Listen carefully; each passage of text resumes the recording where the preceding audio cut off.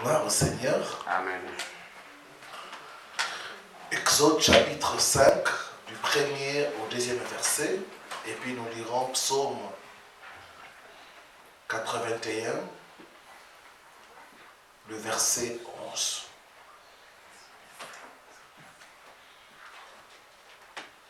Étendez-vous pour la lecture de la parole.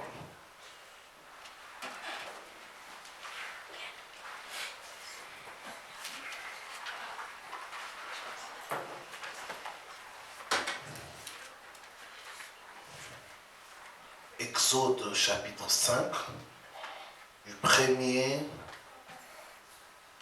au 2e verset. Moïse et Aaron se rendirent ensuite auprès de Pharaon et lui dirent: Ainsi parle l'Éternel, le Dieu d'Israël. Laisse aller mon peuple pour qu'il célèbre au désert une fête à mon honneur. Pharaon répondit: Qui est l'Éternel pour que j'obéisse à sa voix en laissant aller Israël? Je ne connais point l'Éternel et je ne laisserai point aller Israël. Psaume 91. Non, Psaume 81, pardon. Le verset 11. Je suis l'Éternel ton Dieu, qui t'ai fait monter du pays d'Égypte. Ouvre ta bouche et je la remplirai. Dans notre verset, on dit: Je suis l'Éternel ton Dieu, qui t'a fait sortir du pays d'Égypte. Amen. Hein? Amen. Que Dieu bénisse sa parole pour nous asseoir. Je prends comme sujet: il est temps de sortir. Amen. Hein? Amen. Quand j'étais en train de prier pour 2020, j'ai demandé à Dieu: c'est quoi cette année? Qu'est-ce que tu veux que je puisse dire au peuple de Dieu? C'était vers début octobre. Dieu m'a parlé de l'Exode. Il m'a dit: ça sera l'année où les gens vont sortir.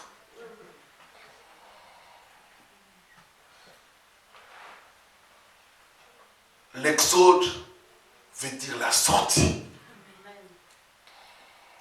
Il m'a dit: ça sera l'année où les gens vont sortir des situations qui ont trop duré. Amen. Donne-moi un bon amen. Amen. Quelqu'un qui croit qu'il va sortir au nom de Jésus. Amen. Amen. Amen. Amen. Amen. Il est temps de sortir. Dans les textes que nous venons de lire, nous voyons les descendants d'Abraham qui ont quitté Canaan pour l'Égypte. La Bible dit: au fil des années, ils étaient devenus une grande nation, mais dans la captivité. L'Égypte représente la terre de souffrance, de pauvreté, d'esclavage et même de captivité. Dans leur détresse, dans leur souffrance, la Bible dit: ils ont crié à l'Éternel. Ils étaient fatigués, épuisés d'être toujours esclaves.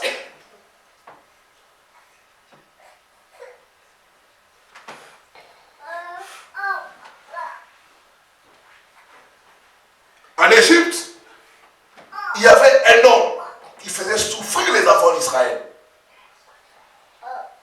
Cet homme s'appelait Pharaon. Et aujourd'hui, beaucoup d'enfants de Dieu font face à des pharaons qui les maintiennent dans la captivité, dans la souffrance, dans la pauvreté pendant de longues années. Ils ont fait 400 ans dans l'esclavage, dans la pauvreté, dans la souffrance. Il fallait que Dieu intervienne pour qu'ils puissent sortir. J'ai dit que Dieu aussi va intervenir pour que tu puisses sortir. sortir au nom de Jésus. Amen. Chez un ennemi, le va, le Seigneur interviendra. Amen. Toute situation qui a trop duré, il va intervenir et il mettra fin à cette situation au nom de Jésus. Donne-moi un bon amen. Amen.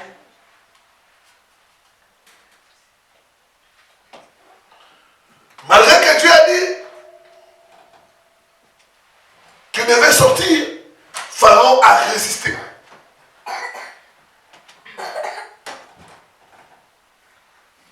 Ça veut dire que nous devons nous attendre à la résistance et combattre pour de grandes victoires.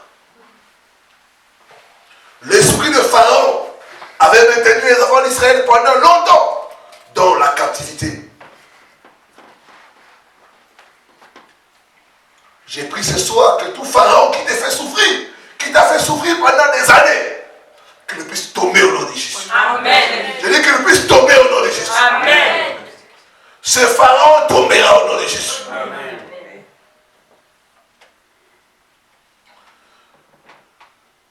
Je vais parler de 3 manifestations de l'esprit de Pharaon et comment sortir, comment expérimenter la sortie.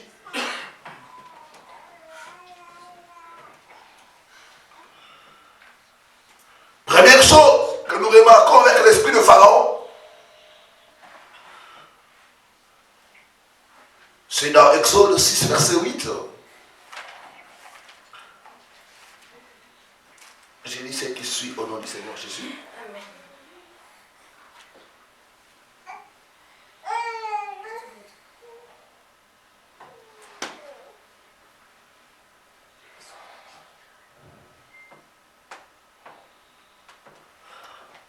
Donc la première chose que nous devons remarquer, c'est la perte des avantages et des droits. La Bible dit que quand, c'est plutôt Exode 1, verset 8,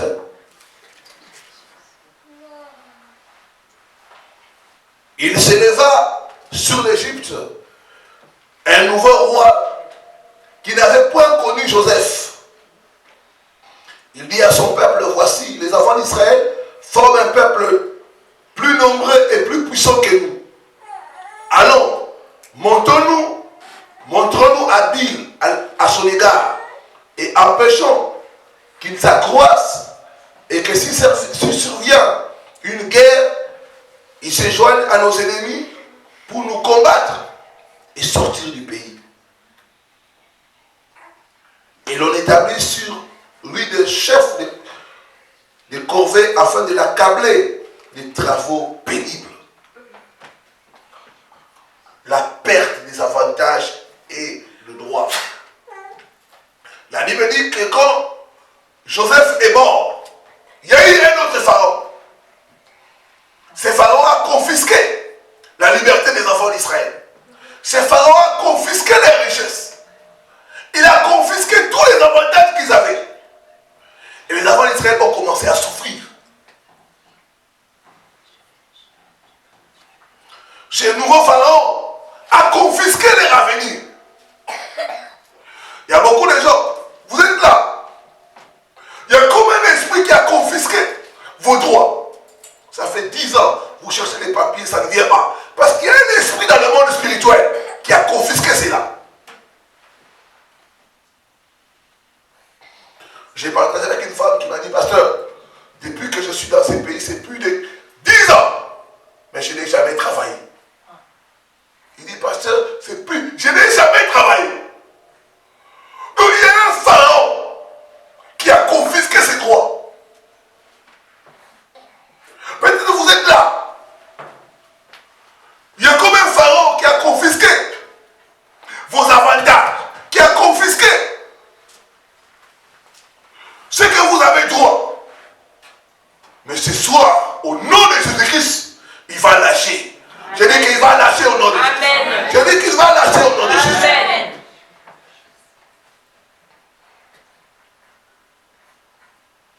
Les enfants d'Israël, par Joseph, ils avaient sauvé l'Égypte. Mais quand il y a eu un nouveau roi, un nouveau pharaon, ce pharaon a tout oublié. Il y a beaucoup de gens, vous avez fait du bien aux gens. Mais ces mêmes personnes qui sont retournées pour vous attaquer, pour vous faire du mal. Ce nouveau pharaon a tout oublié les bienfaits des enfants d'Israël.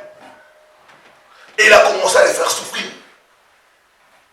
J'ai parlé avec une personne qui m'a dit, pasteur, j'ai fait venir toute ma famille de l'Afrique à l'Europe. Aujourd'hui, c'est eux qui commencent à me combattre. Les gens qu'il a aidés se sont retournés contre lui. C'est ça l'esprit du pharaon. Il confisque vos droits, il confisque vos avantages. Vous êtes comme dépouillés.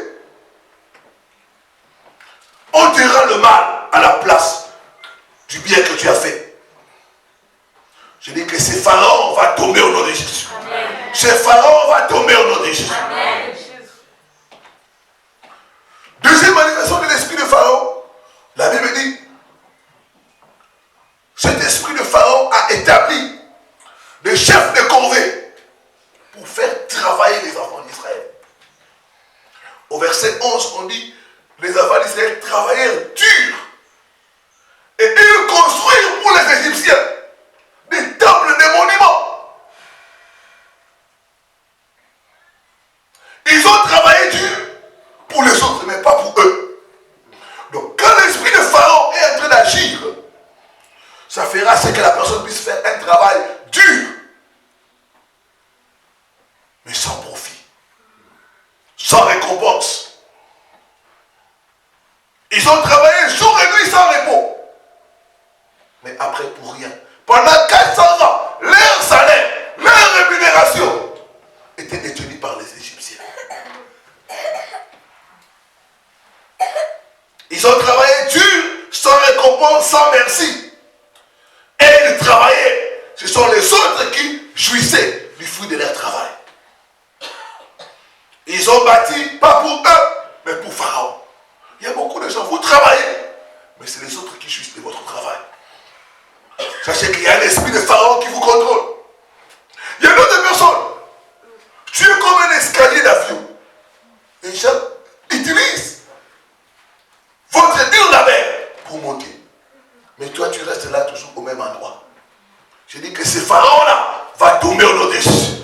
Tu dois sortir de l'Égypte. L'Égypte n'est pas ta place, mon frère, ma soeur. Amen. Ce n'est pas pour rien que Dieu a dit c'est l'année de sortie. Tu dois sortir. Amen. Tu dois sortir au nom de Jésus. Amen. J'entends quelqu'un dire je sors au nom de Jésus. Je sors au nom de Jésus. Je ne t'entends pas. Je sors au nom de Jésus. Je te vois sortir. Je dis je te vois sortir au nom de Jésus. Tu vas sortir au nom de Jésus. Pharaon a établi comme un embargo financier sur les enfants d'Israël. Il y a des gens, vous avez l'argent, vous voyez l'argent comme ça. Ça part. En réalité, qu'est-ce qui se passe? Spirituellement, ils viennent vous voler l'argent. Il y a des factures, il y a des problèmes qui viennent. Tout part. Vous restez les mains vides. Parce que spirituellement, vous êtes sous un embargo. Il y a un pharaon qui vous contrôle.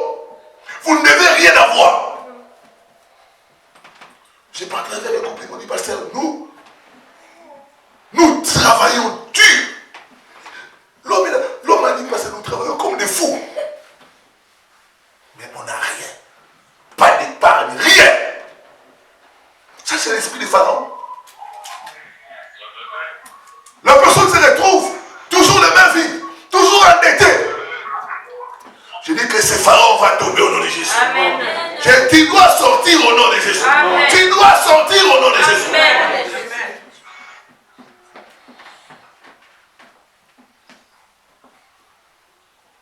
Il y en a qui travaillent. Leur argent, ça part pour les funérailles.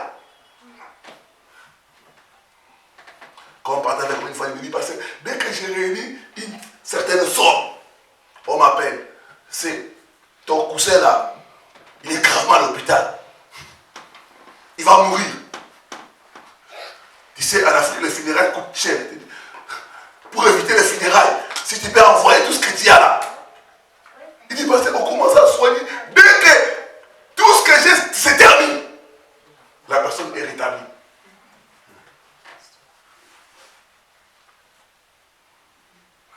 Ça, c'est l'esprit de Pharaon. Dès que tu as un projet, il y a quelque chose qui vient. Et ça part.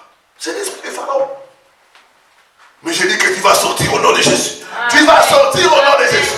Tu vas sortir de la domination de Pharaon. Il faut qu'il y ait l'exode dans ta vie. Je dis qu'il faut qu'il y ait l'exode dans ta vie au nom de Jésus.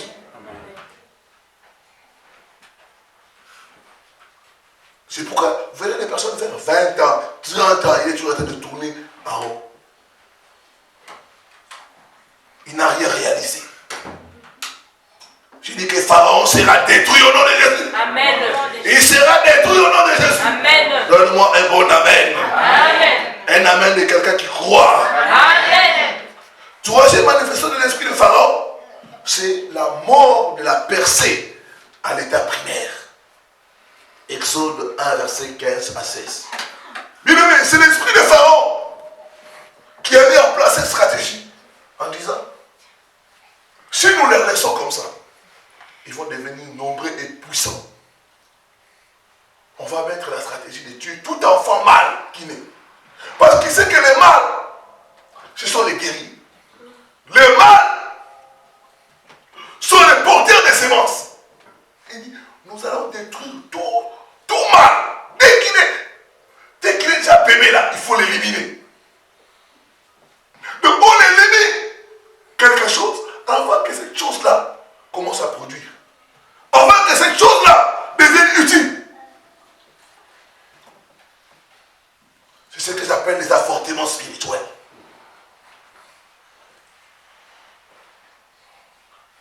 Vous voyez une personne, dès qu'il commence quelque chose, avant que la chose commence à produire, il y a quelque chose qui arrive, ça est détruit.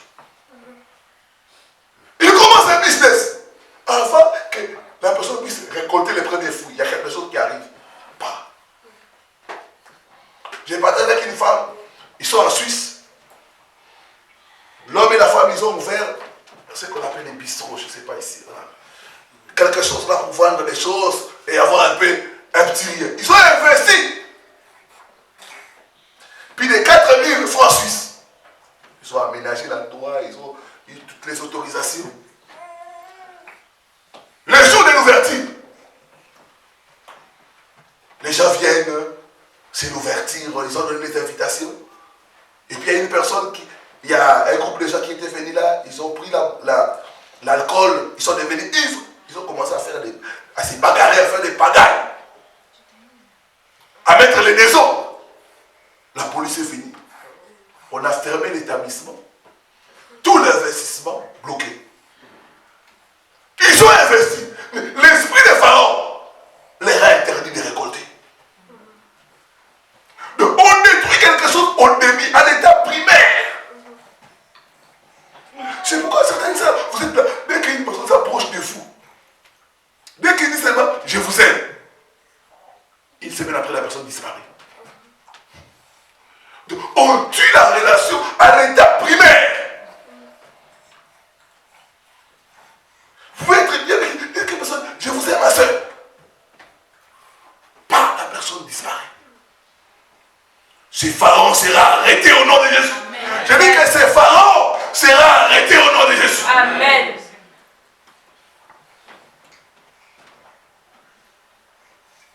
J'ai parlé avec une personne qui m'a dit, parce que moi, je ne fais qu'1 mois dans un travail. Le mois où je commence, c'est le mois où aussi on va me renvoyer. 1 mois. 1 mois seulement. Ça, c'est l'esprit de Pharaon. Ce Pharaon sera arrêté et détruit au nom de Jésus-Christ. Amen. Donne-moi un bon amen. Amen. Donc l'avortement spirituel. Les choses ne vont pas jusqu'au bout. Il y a quelque chose qui vient tuer ça avant que ça puisse produire. Avant que ça produise, il y a quelque chose qui arrive, ça détruit. Donc quand vous constatez votre vie, c'est comme un perpétuel recommencement. Vous ne faites que recommencer. Vous perdez. Vous devez recommencer. Vous rassemblez,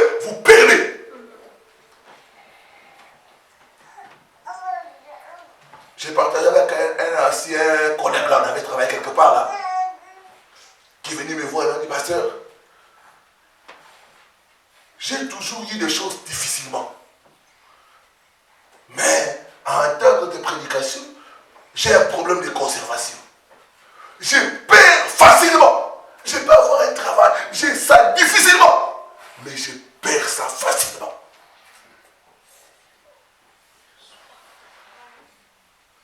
Je dois me battre. Dès que j'ai ça, ça ne traîne pas sa part. Ça, c'est l'esprit de Pharaon.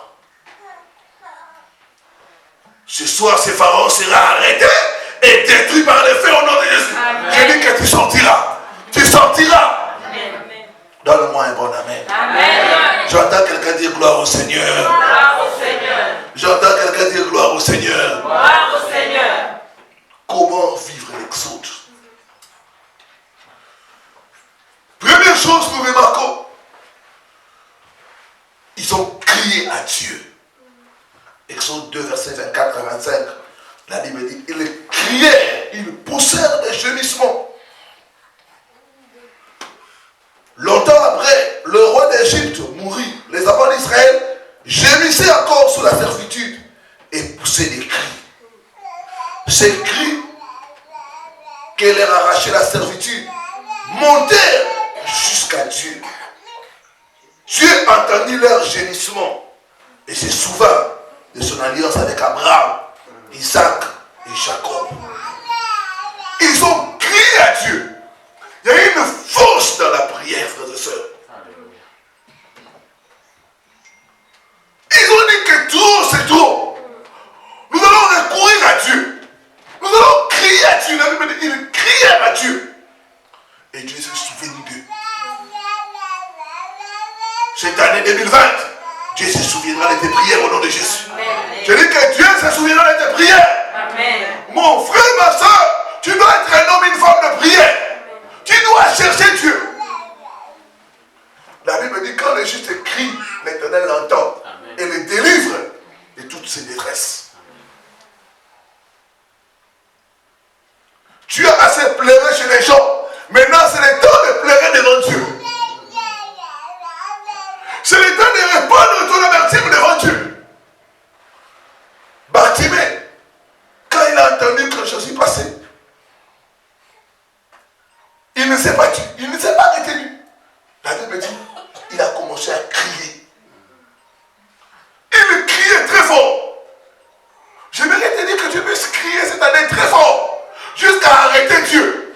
La Bible dit, il criait jusqu'à ce que Dieu s'est souvenu de son alliance avec Abraham, Isaac et Jacob. Je dis que Dieu aussi se souviendra de son alliance. Amen. Hein? Amen. Vous devez continuer à crier comme Bartimée. Il n'y a pas de sortie sans cri. Même un bébé pour sortir, il doit crier. Tu dois crier vers le Seigneur. Dans la prière, dans le jeûne.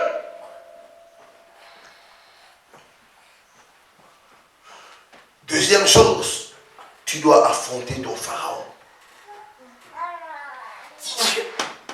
Bien aimé, Pharaon était considéré comme un dieu en Égypte. Il fallait le courage et la foi pour que Moïse se tienne devant Pharaon et lui dise, ainsi dit l'Éternel, laisse aller mon peuple. Moïse a affronté Pharaon. Tu dois affronter les pharaons de ta vie si tu veux sortir. Tu dois engager la guerre spirituelle contre ces pharaons qui ont retenu toute la famille pendant des années. La Bible dit depuis le temps de Jean-Baptiste, le royaume des cieux est forcé. Ce sont les violents qui s'en emparent. Il faut la violence dans la prière. Il faut avoir la foi en Dieu. Quelqu'un a dit un jour que la liberté, ça s'arrache. Ça ne se donne pas. Et bien Pharaon ne va pas te libérer parce que tu as trop souffert. Tu dois combattre pour arracher ta liberté, pour arracher ta délivrance. 400 ans. Et Pharaon voulait toujours qu'il continue. Il y a des pharaons qui veulent que tu puisses continuer. Dans cette vie-là, dans cette souffrance-là, dans cette pauvreté-là. Mais toi, comme Moïse et les autres, ils se sont battus. Ils ont arraché leur liberté.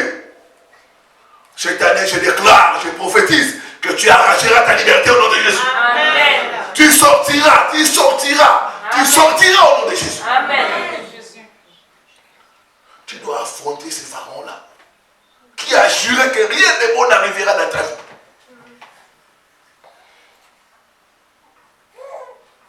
Si tu n'affrontes pas Pharaon, eh bien tu mourras dans ta situation. Il les a exploités pendant 400 ans. Et les gars voulaient qu'ils continuent toujours. Même quand ils ont dit, nous voulons sortir de... Non, on a encore besoin de vous. Je dis que tu ne mourras pas en Égypte. Je n'ai pas entendu ton amen. Amen. Tu ne mourras pas en Égypte. Amen. Tu ne mourras pas en Égypte. Amen. Tu sortiras au nom de Jésus. Tu sortiras au nom de Jésus. Il fallait la force pour que Pharaon lâche. Eh bien, les sorciers ne vont pas te lâcher comme ça. Tu dois user de violence. Violence dans la prière. Tu dois combattre. Amen. Tu dois combattre pour ta vie. Tu dois combattre pour tes enfants. Pendant la semaine, quand j'ai prié pour les enfants, chaque fois Dieu me disait l'esprit de destruction. L'esprit de destruction. Donc, il y a un esprit que l'ennemi envoie pour détruire même tes propres enfants, pour te faire du mal. Mais si tu ne te lèves pas dans la prière pour combattre pour tes enfants, ces choses vont continuer. Tu dois affronter ces pharaons-là. Tu dois dire, Pharaon, tu n'es pas Dieu. C'est l'Éternel qui est Dieu. Amen. Tu n'as pas les derniers mots concernant ma vie. C'est Dieu qui a les derniers mots. Amen. J'aimerais dire à quelqu'un que les sorciers n'ont pas les derniers mots concernant ta vie. C'est Dieu qui a les derniers mots. Je dis que c'est Dieu qui a les derniers mots. C'est Dieu qui a les derniers mots. N'accepte pas la défaite. N'accepte pas la défaite. Amen. N'accepte pas la défaite. Tu dois combattre jusqu'à la victoire. Il n'y a pas de sortie sans combat. Pharaon va accepter que qu'il puisse t'exploiter jusqu'à même à la tombe. Il y a déjà que les sorciers continuent à combattre jusqu'au dernier souffle de vie. Ils suivent même la personne jusqu'à dans la tombe.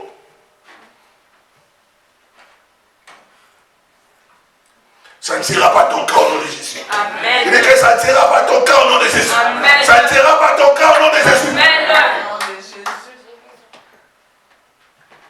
Troisième chose, enfin, tu dois proclamer la parole de Dieu. Moïse et Aaron sont allés voir Pharaon. Et dans leur discours, ils n'ont pas philosophé. Ils ont dit à Pharaon, ainsi parle l'Éternel. Laisse aller mon peuple. Ainsi parle l'Éternel. Dit Pharaon, nous ne venons pas discuter avec toi. Nous avons l'insigne de l'Éternel. Laisse-nous aller rendre honneur à Dieu. Il y a une puissance dans la parole de Dieu. Quand vous prenez la parole, vous commencez à déclarer la parole devant l'opposition, devant la présence spirituelle. La parole a la capacité de briser l'opposition. Amen. La parole de Dieu est puissante. Amen. Dans Jérémie 23, verset 29, la Bible dit, ma parole n'est-elle pas comme un feu